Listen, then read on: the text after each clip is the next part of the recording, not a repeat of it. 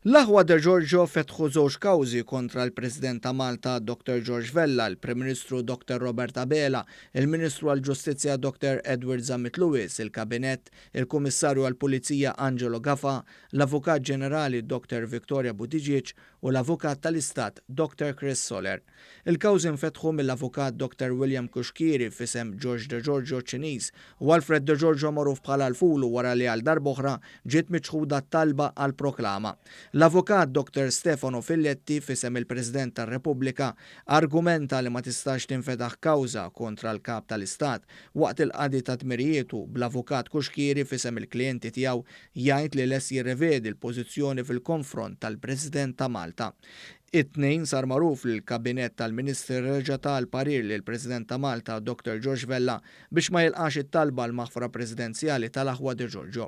Fis-26 ta' April l-Aħwa de Giorgio mixlija bil-qtil ta' Daphne Caruana Galizia għamlu talba għal proklama. Fis-stqarrija gvern qal li b'konformità mal-parir tal-Avukat Ġenerali u tal-Kummissarju tal-Pulizija, il-Kabinett irrakkomanda li l-proklama ma tingħatax. Intqal id-deċiżjoni tal-Kabinett mhux biss hija bbażata fuq il-parir tal-istituzzjoni relevanti, iżdija meħuda wkoll fl-interess nazzjonali u fl-interess tar-retta amministrazzjoni tal-ġustizzja. Il-Ministru Carmelo Abela rkuża ruħu għall-istess raġunijiet imsemmija fl-istqarrija tal-Gvern ta' Malta dwar talba oħra l-proklama li kienet ippubblikata fis-17 ta' April li għadda. L-Aħwa de Giorgio flimkien ma' Vince Muscat il-Koħħu kienu diġà talbu għal maħfra fuq każijiet kriminali, iżda t-talba kienet ġiet miċħuda.